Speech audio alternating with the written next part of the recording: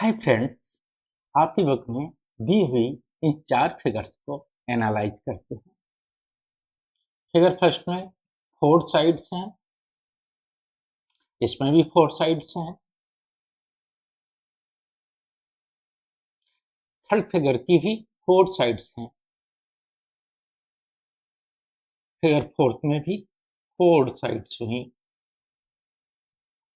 एक close structure है, ये भी क्लोज्ड है, ये भी क्लोज्ड है और फोर्थ भी क्लोज्ड स्ट्रक्चर है।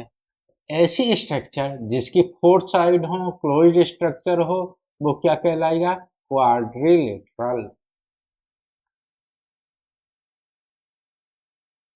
ये भी क्या होगा? क्वाड्रिलेटरल होगा। सेम ये भी क्वाड्रिलेटरल होगा और ये स्ट्रक्चर भी क्वाड्रिलेटरल होगी। इससे पहले हमने पढ़ा था रेक्टेंगल, जिसकी अपोजिट साइड इक्वल होती हैं और एवरी एंगल 90 डिग्री का होता है। तो देखिए, इसकी अपोजिट साइड्स इक्वल हैं। देखिए 5 to 5, 2 to, तो यहाँ लिख दूं मैं अपोजिट साइड्स, ये भी इक्वल हैं। इसमें देखिए, ये वाली साइड्स इसकी अपोजिट है और इक्वल है। ये वाली साइड्स दोनों इक्वल हैं और अपोजिट हैं, तो यहाँ लिख सकता हूं मैं इक्वल। अब थर्ड इमेज को एनालाइज करते हैं। देखिए, ये दोनों साइड्स अपोजिट हैं, इक्वल हैं। ये वाली भी साइड्स अपोजिट हैं, इक्वल हैं। यहाँ भी इक्वल लिख देता हूं। अब फिगर 4 को एनालाइज करते हैं। देखिए, ये साइड और ये साइड दोनों अपोजिट साइड्स हैं और इक्वल हैं। ये साइड दोनों अपोजिट हैं और इक्वल हैं, तो मैं यहाँ भी इक्वल लिख देता हूं। अब देखिए, सेकेंड थी रेक्टेंगल की टर्म 90 डिग्री के एंगल। इसमें चारों एंगल्स 90 डिग्री के हैं। यस कर देता हूं। इस इमेज को देखिए, इसमें भी चारों एंगल्स 90 डिग्री के हैं। इसको भी यस बोल देता हूं। यहां भी देखिए, इमेज थर्ड में भी all angles are right angles. अब इमेज 4 को एनालाइज कीजिए। इसमें भी सारे एंगल्स हैं वो 90 डिग्री के हैं। अब लास्ट वीडियो में हमने रेक्टेंगल पढ़ा था। अगर आपने वो वीडियो नहीं देखा है, क्वाड्रिलेटरल चैप्टर का पार्ट फर्स्ट, तो डिस्क्रिप्शन बॉक्स में उसका लिंक है, वहां जाके आप इसको देख सकते हैं। अगर आपको वीडियो पसंद आए तो लाइक जरूर कीजिएगा। ऐसा कोई भी क्वाड्रिलेटरल जिसकी अपोजिट साइड इक्वल हो और एवरी एंगल्स राइट एंगल हो, वो रेक्टेंगल कहलाता है। तो देखिए, क्वाड्रिलेटरल है, अपोजिट साइड इक्वल है, every angle is right angle, तो इसे हम क्या कह सकते हैं? रेक्टेंगल। ये भी क्या हो जाएगा? रेक्टेंगल। ये भी क्या हो जाएगा? रेक्टेंगल, क्योंकि ये रेक्टेंगल की सारी टर्म्स फुलफिल कर रहा है। यहाँ भी देखिए, ये भी सारी टर्म्स फुलफिल कर रहा है, तो ये भी रेक्टेंगल हो जाएगा। लेकिन एक बड़ा स्टार लगा हुआ है यहाँ पे। इमेज 4 की सारी साइड्स इक्वल हैं, तो इसको बोल सकते हैं हम स्पेशल रेक्टेंगल। इस स्पेशल रेक्टेंगल को एक नाम दिया जाता है, जिसे बोला जाता है स्क्वायर। तो स्क्वायर की डेफिनेशन क्या हुई? स्क्वायर एक ऐसा स्पेशल रेक्टेंगल है जिसकी सभी साइड्स इक्वल होती हैं, सारे एंगल्स 90 डिग्री के होते हैं। Definition of square: a quadrilateral with four equal sides and 4 right angle is called square. ऐसा क्वाड्रिलेटरल जिसकी चारों साइड्स इक्वल हों और चारों एंगल 90 डिग्री के हों, वो क्या कहलाएगा? स्क्वायर। एक इंपॉर्टेंट स्टेटमेंट आता है, ये आपको याद करना है। Every square is rectangle. एक दूसरा है, but every rectangle is not a square। Venn diagram बना लेते हैं स्क्वायर और रेक्टेंगल का। ये मेरे पास है रेक्टेंगल, इसका नाम दे देते हैं रेक्टेंगल। तो रेक्टेंगल के अंदर क्या होगा? स्क्वायर।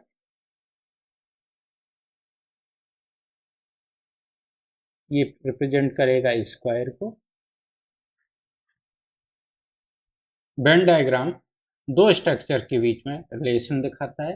अंदर की स्ट्रक्चर बाहर वाली स्ट्रक्चर से घिरी हुई है, तो इसलिए हम कह सकते हैं ऑल स्क्वायर आर रेक्टेंगल्स। लेकिन हम ये नहीं बोल सकते आर रेक्टेंगल आर स्क्वायर। ठीक है, आपको स्टेटमेंट याद कर लेने हैं, वेन डायग्राम को याद रखना है। ये कोई स्क्वायर है जिसका नाम दे दिया हमने ए बी सी डी। आपको मालूम है डेफिनेशन से स्क्वायर की चारों साइड्स इक्वल होंगी,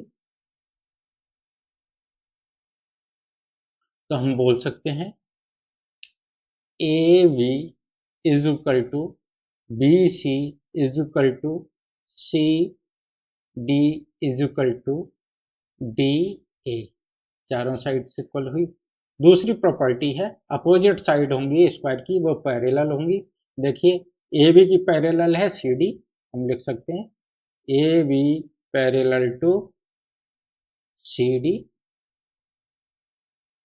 बी सी की अपोजिट साइड है डी ए, देखिए पैरेलल है डी ए।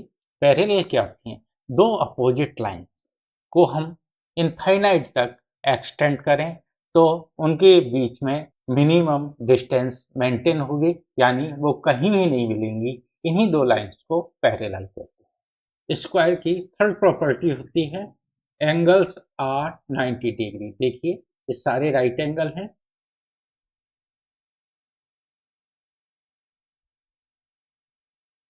फोर्थ प्रॉपर्टी है diagonal of a square are of equal length.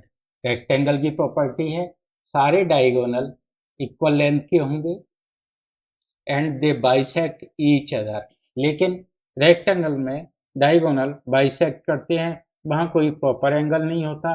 यहाँ हमें 90 डिग्री पर बाइसेक्ट करेंगे। देखिए ये जो एंगल होगा वो हमेशा 90 डिग्री का होगा, ये वाला एंगल होगा वो 90 डिग्री का होगा, ये भी एंगल 90 डिग्री का होगा और ये भी एंगल होगा वो 90 डिग्री का होगा। यानी डायगोनल एक दूसरे को 90 डिग्री पर बाइसेक्ट। बाइसेक्ट का मतलब है एक दूसरे को सेम लेंथ में डिवाइड करेंगे। लास्ट प्रॉपर्टी है स्क्वायर की the diagonal of a square divide the angle of square into equal half. Square का एंगल है 90 डिग्री, सेम 90 डिग्री ये है, सेम 90 डिग्री ये है और सेम 90 डिग्री ये है। लेकिन स्क्वायर के डायगोनल स्क्वायर के एंगल को बाइसेक्ट करते हैं, यानी हाफ में डिवाइड करते हैं। ये एंगल जो 90 डिग्री का एंगल था उसे दो पार्टों में डिवाइड कर दिया। एक पार्ट है एंगल 1, सेकंड पार्ट है एंगल 2। जो एंगल 1 होगा वो हाफ डिवाइड हो जाएगा, यानी 90 का हाफ होता है 45 डिग्री और एंगल 2 है वो भी हाफ डिवाइड हो जाएगा, तो ये भी कितने होगा 45 डिग्री। अगर इसे मैं एंगल 3 मान लूँ तो ये भी कितना होगा 45 डिग्री। एंगल 4 भी 45 होगा, यानी angle 1 is equal to angle 2 is equal to angle 3 is equal to angle 4 is equal to angle 5 is equal to angle 6 is equal to angle 7 is equal to angle 8 is equal to 45 degree. इसको हम ऐसे भी बोल सकते हैं, diagonal of a square bisect the angle of square. Square के जो diagonal हैं वो स्क्वायर के एंगल को बाइसेक्ट यानी 45 डिग्री में डिवाइड कर देंगे। Next, what should be the angle formed by diagonals. Diagonals के बीच में कितने डिग्री का एंगल बनता है। प्रॉपर्टी में हमने पढ़ा था कि डायगोनल एक दूसरे को 90 डिग्री पर बाइसेक्ट करते हैं। अब इसे प्रूव करते हैं। देखिए मेरे पास कोई रेक्टेंगल है जिसका नाम है A B C and D.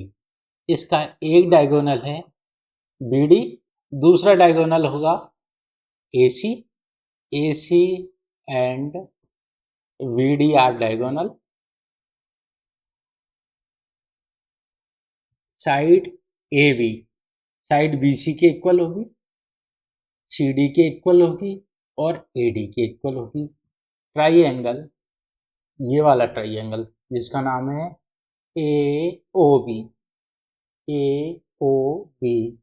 And triangle B O C की बात करते हैं। देखिए side A B is equal to होगी साइड बी सी के, A B is equal to B C. क्यों होगी? क्योंकि ये साइड से हैं स्क्वायर की साइड बराबर होती हैं। Sides of square, side A O side O C के इक्वल होगी, ए ओ इक्वल टू ओ सी। क्यों होगी? क्योंकि देखिए डायगोनल एक दूसरे को बाइसेक्ट करते हैं, बाइसेक्ट करेंगे तो सेम लेंथ में डिवाइड करेंगे, इसलिए इसका रीजन लिखते हैं डायगोनल बाइसेक्ट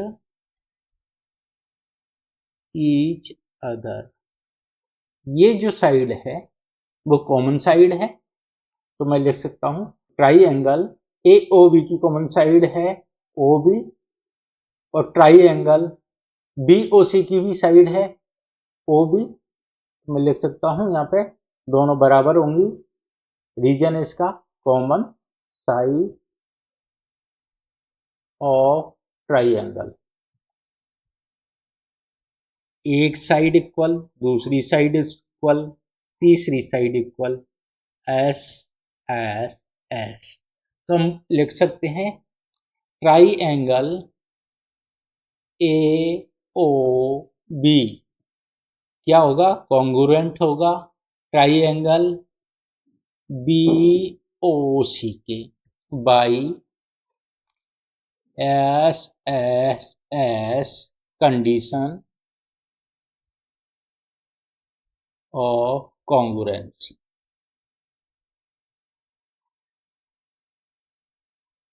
अब देखिए दो ट्राइएंगल अगर कॉन्ग्रुएंस हैं यानी ए ओ बी और बी ओ सी कॉन्ग्रुएंस हैं, इनके करस्पॉन्डिंग एंगल के इक्वल होंगे। ये एंगल होगा वो इस एंगल के इक्वल होगा, ये एंगल होगा वो इसके इक्वल होगा, और ये एंगल होगा वो इस एंगल के इक्वल होगा। इनको नाम दे देता हूँ, ये से मान लेता हूँ angle 1, angle 2, angle 3, angle 4, angle 5 और एंगल 6। तो मैं लिख सकता हूँ angle 3 is equal to angle 4 किससे होगा, by C P C T rule. एक स्ट्रेट लाइन पर बनने वाले एंगल्स की वैल्यू होती है 180 डिग्री। इनको स्ट्रेट एंगल या लीनियर एंगल्स कहते हैं। अब इसमें टू एंगल हैं, एक है एंगल 4 और एक है एंगल 3। तो हम बोल सकते हैं angle 3 plus angle 4 is equal to 180 degree. Linear और स्ट्रेट एंगल। अब इससे देखिए एंगल 3 और एंगल 4 बराबर हैं, तो एंगल 3 ये वाला एंगल प्लस एंगल 3 की वैल्यू एंगल 4 के बराबर होगी, तो अगर 4 की जगह मैं एंगल 3 लिख दूं तो कोई प्रॉब्लम नहीं होनी चाहिए। इन दोनों का ये सम कितना होगा 180 डिग्री। तो मैं ये लिख सकता हूं इनको, two angle 3 is equal to 180 degree.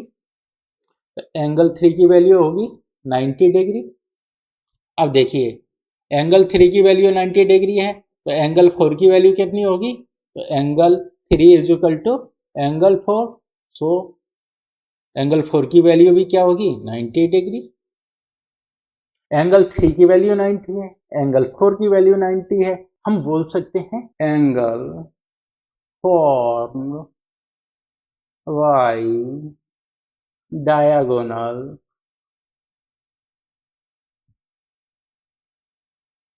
और 90 डिग्री इन स्क्वायर, hence 2